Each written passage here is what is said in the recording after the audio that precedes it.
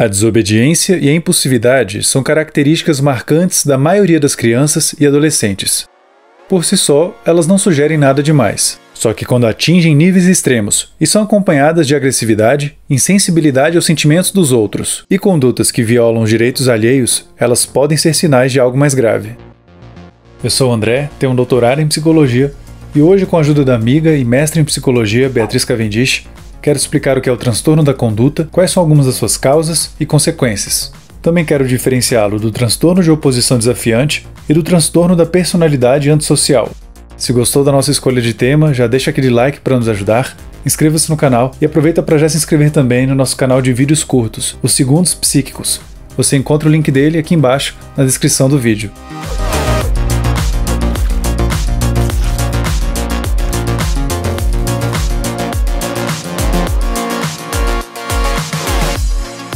Contestar a autoridade de adultos, desobedecer regras da escola ou acabar machucando um colega durante uma brincadeira são exemplos de condutas comuns em crianças e adolescentes. Quando uma criança machuca outra enquanto tenta recuperar um brinquedo, a principal motivação costuma ser recuperá-lo e não machucar a outra criança. Muito menos comum é que a principal motivação seja machucar o outro. Esse tipo de coisa é observada no transtorno da conduta, e a sua principal característica é exibir de forma persistente comportamentos que violam os direitos básicos de outras pessoas e as normas sociais. Alguns exemplos de condutas exibidas nessa condição são atos agressivos dirigidos a pessoas, animais, propriedades, cometer furtos, mentir frequentemente, trapacear e outras manifestações típicas da psicopatia, assunto já abordado em outro vídeo. O mais comum é que pessoas com esse transtorno exibam sinais disso desde a infância ou adolescência. Quando esses indícios são apresentados antes dos 10 anos de idade, é mais provável que o transtorno persista ao longo da vida.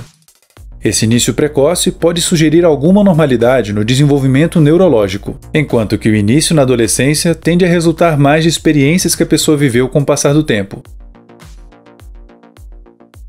Esse diagnóstico é mais comum em jovens do gênero masculino. Esses meninos apresentam com maior frequência comportamentos como se envolver em brigas ou vandalismo.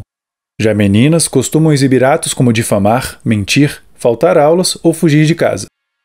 Embora nessa condição os comportamentos problemáticos gerem mais impacto nos outros do que em si mesmo a curto prazo, eles tendem a prejudicar mais a vida da própria pessoa a médio e longo prazo.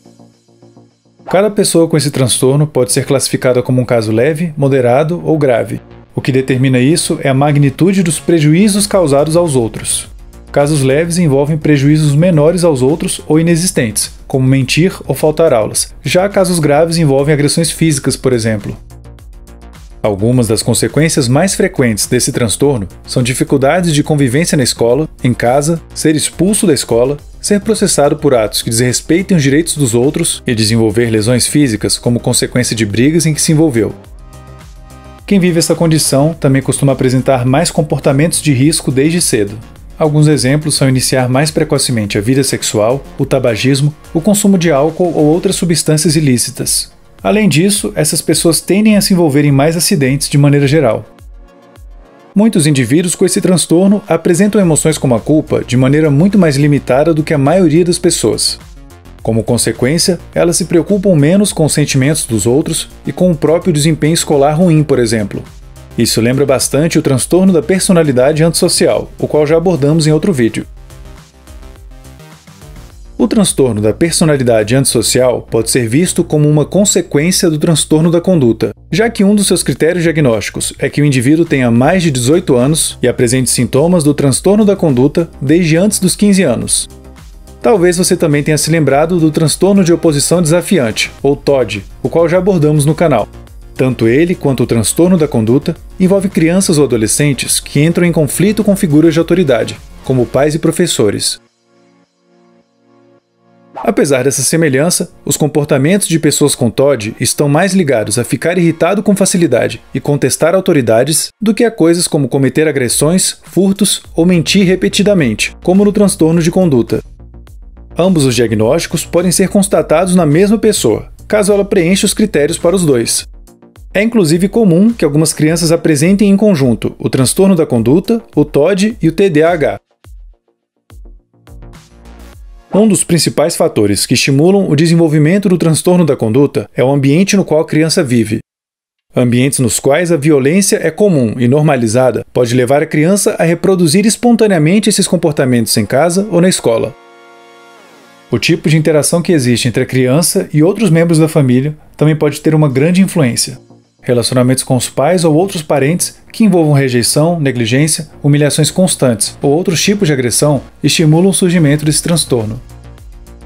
Além disso, o histórico da família envolvendo condições como a esquizofrenia, a depressão, o TDAH, o transtorno por uso de substâncias e o próprio transtorno da conduta também é um fator de risco para que alguém na família desenvolva o transtorno da conduta. Por outro lado, algumas pesquisas já identificaram fatores de proteção, ou seja, coisas que diminuem o risco de desenvolver esse transtorno.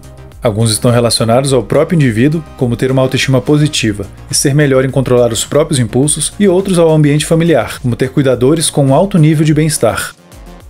O transtorno da conduta envolve falhas nas capacidades de inibir impulsos, perceber as consequências dos próprios atos e regular as emoções.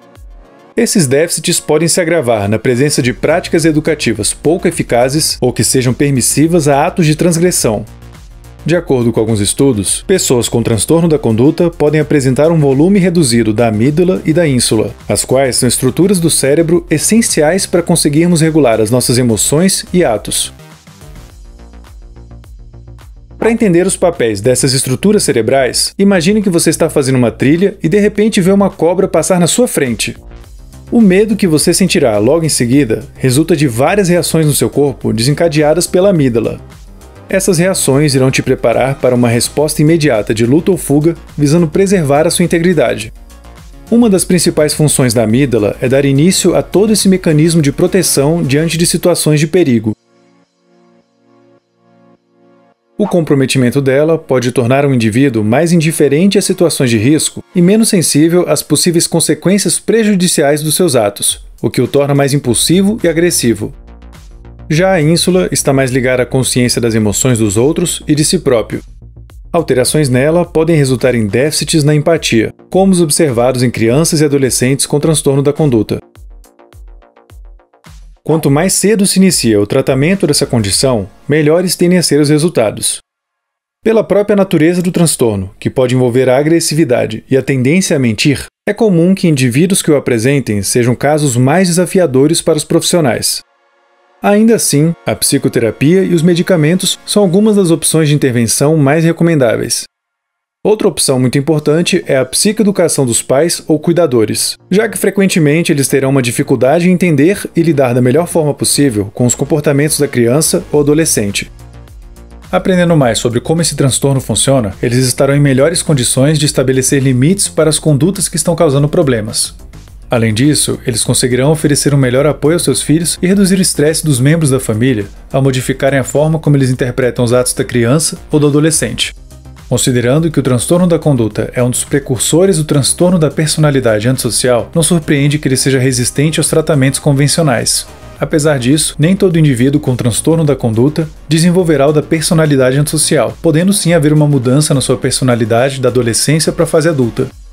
Se entender melhor os transtornos mentais é algo que te interessa, confere meu livro que acabou de ser lançado, O Ser Humano, Manual do Usuário, as origens, os desejos e o sentido da existência humana. Você pode comprá-lo no link que está aqui embaixo, na descrição do vídeo. Um assunto que eu exploro no livro e que está muito ligado ao vídeo de hoje é a psicopatia. Você sabe o que ela é exatamente e como está ligada a certos transtornos mentais? Se esse tipo de coisa mexe com a sua curiosidade, não deixe de conferir o meu livro. Fica aqui mais uma vez o nosso agradecimento especial a todos os apoiadores do Minutos Psíquicos. Vocês são uma grande motivação para a gente continuar fazendo vídeos aqui no YouTube. E se você gosta do nosso trabalho, mas ainda não é um apoiador, clique em Seja Membro para saber quais são os benefícios exclusivos que a gente oferece em troca do seu apoio. Agora também é possível fazer uma doação direta para o canal através de um Pix, e o QR Code para fazer isso está aqui na tela. Hoje explicamos o que é o transtorno da conduta e quais são algumas das suas causas. Falamos sobre como ele pode impactar a vida de uma criança ou adolescente, qual é a relação dele com outros transtornos e quais são algumas das opções de tratamento. O que você achou do vídeo de hoje? Se gostou, clique no joinha para nos ajudar, inscreva-se no canal e clique no sininho para acompanhar os próximos vídeos. 2 vídeos que complementam bem o de hoje são os que a gente fez sobre o transtorno de oposição desafiante e o sobre psicopatia.